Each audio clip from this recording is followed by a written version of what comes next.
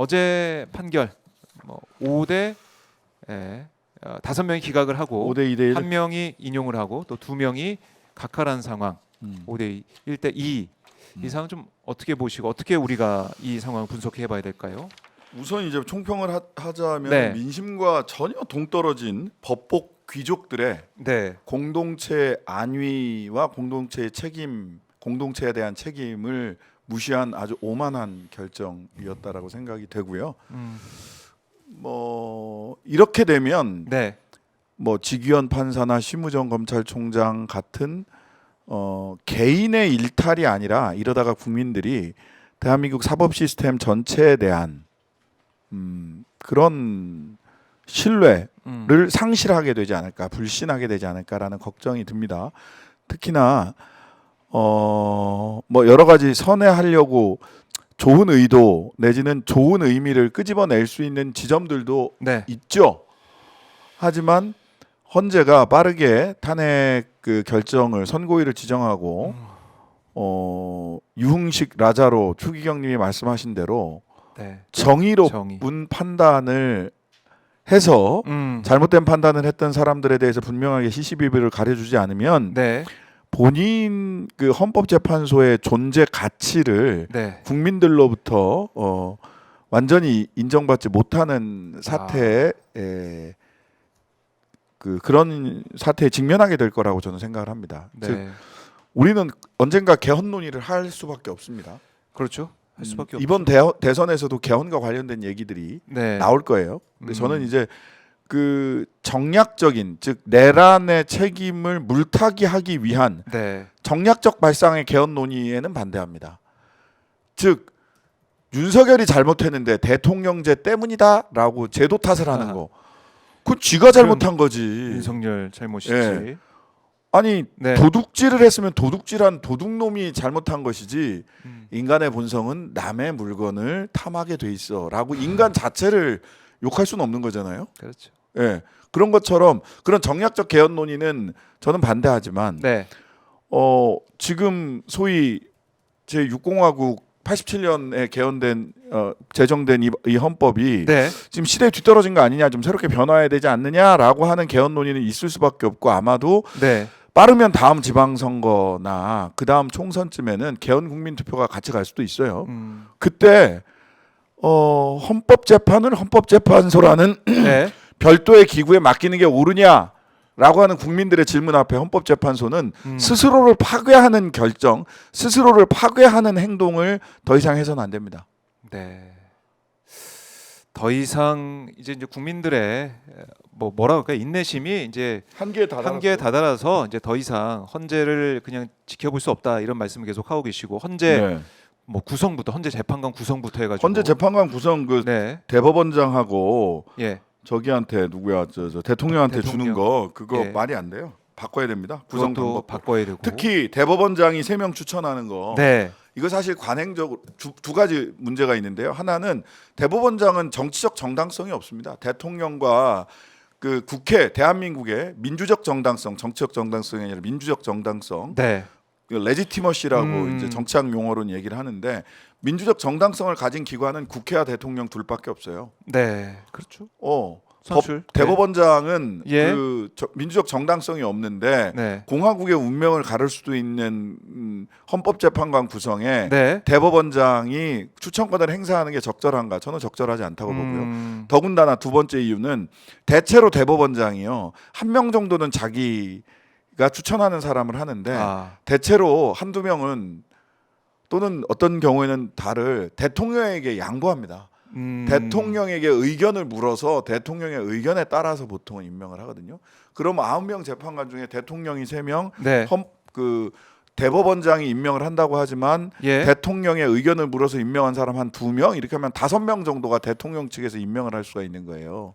실은 그렇네. 현실에서는. 예. 그러니까 그걸로. 이거는 적절하지 않죠. 그래서 그 부분도 그렇고, 지금 뭐 이제 서울법대가 서울법대 내란과 동문들 7명 있다라고 하니까 물론 다 이제 다들 생각도 다르고 어제 확인했듯이 생각 다르긴 하지만 그런 부분들 재판관들이 이제 국민들의 민심을 제대로 반영하고 있는가라는 그런 의구심도 들고 우리 국민들과 너무 이제 동떨어진 생각을 하고 있는 게 아닐까라는 판단이 드는 게 어제 이제 각하가 2명 나오지 않았습니까? 그 각하 2명이 계속 웃겼습니다.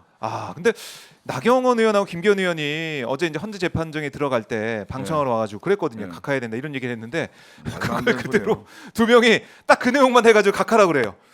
그리고 이제 판단을 안 하죠. 그러니까 예. 이제 2가지 정도가 확인을 할 수가 있는데 하나는 이게 이제 절차에 대한 쟁점을 정리하느라고 시간이 많이 걸렸다라는 네, 추정을 많이 하고 있었잖아요. 그렇죠. 근데 그 쟁점, 절차에 대한 쟁점을 가지고 주장을 할 만한 사람이 조한창 그리고 정영식 두 분이 아닌가라고 하는 추정을 한번 해볼 수가 있을 것 같고요. 그렇죠. 그 다음에 정계선 재판관과 김복형 재판관은 의견의 타협을 보기가 매우 어렵겠구나 라는 생각을 하게 되고요.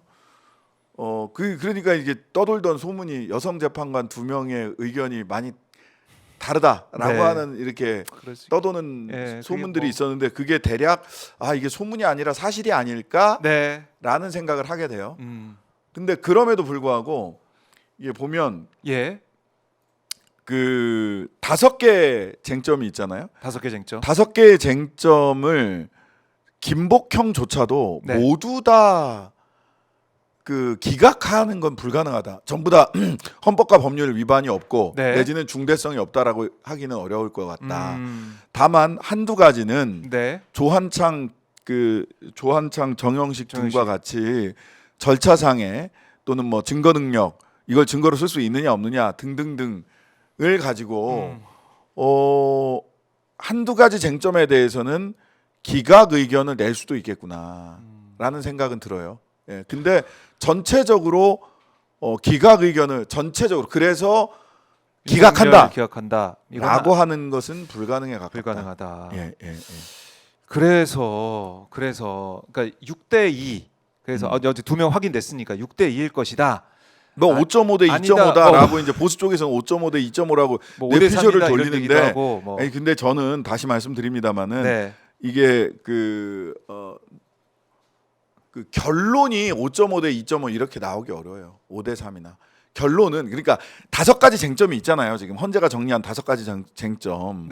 그 5가지 쟁점에 대해서 한두 가지 쟁점에 대해서는 기각 의견을 내거나 이거는 뭐 중대한 위헌 위법에 이르지 않았다라고 김복형 등이 낼 수는 있겠으나 전체적으로 왜냐하면 국무회의 절차 거치지 않았다는 건 한덕수부터 다 인정, 이상민 빼곤 다 인정하는 거잖아요. 다 이제 그것도 나와서 변론 과정에서 다 들었고. 그것도 중대한 위법이에요. 그다음에 개헌 포고령은 1항부터 위헌이잖아요. 국회를 정지시킨다는 거잖아. 이거는 뭐 어디에도 없는 일이기 때문에. 그다음에 선관위 갈 수 없어요. 압색영장 없이 선관위 가서 군인이 접수했잖아. 윤석열이 군 보냈다고 얘기를 또 했어요. 본인이 내가 보냈다 그렇게 얘기를 했잖아요. 그러니까 동기를 설명할 수는 있으나 위법행위 자체를 설명할 수는 없어요. 가서 부정선거가 있었는데 내가 확인해 보려고 했다. 확인은 개뿔. 거기다가 그 저기를 들고 가나?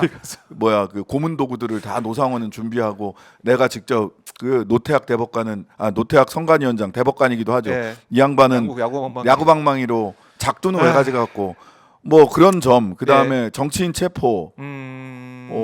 그다음에 또 뭐가 있지? 5가지인데 4가지만 얘기한 것 같은데 하나 그 절차적인 것들. 그다음에 포고령, 선관위, 정치인 체포. 하나가 뭐죠? 왜 헷갈리지? 5가지 한번 제가 보겠습니다. 하나 더 있는데 죄송합니다. 어쨌든 이 5가지 전체에 대해서 하나만 위반해도 다 중대해요. 중대한 헌법 위반이라서 그렇다. 다만 그럼에도 불구하고 저는 굉장히 우리가 긴장감을 가지고 이번 주를 주시해야 된다고 보는데 왜냐하면 주장을 하는 걸 보니까 이 결정문을 봐도 그렇고 포고령 포고령 얘기했죠. 비상계엄, 포고령, 군경동원 국회봉쇄, 군동원 선관위 압수수색, 정치인 법조인 등 체포 지시. 이렇게 5가지네요. 그러네요. 따로따로 봐야겠네요. 따로따로 내가 2개를 합쳐갖고 얘기를 5가지로 맞습니다. 그 내용은 다. 내용은 4가지를 얘기했지만 5가지가 다 포함되어 있었습니다. 그래서 우리가 정말 비상식적 결정을 할 때 우리는 어떤 준비를 해야 되느냐. 비상식적인 결정. 예, 즉 두 가지죠. 비상식적인 결정이라고 하는 것은 하나는 가장 비상식적인 결정 그리고 존재 증명을 스스로 그러니까 자해에 가까운 것인데 그 4월 18일 이후로 선고일을 밀어버리는 거죠. 그러면 4월 18일에는 문형배, 이미선 두 분이 그 임기가 만료가 예. 되고 대통령 지명 6명. 몫이기 때문에 권한 대행이 나는 그 못해. 임명을 할 수 있을지 없을지 몰라요.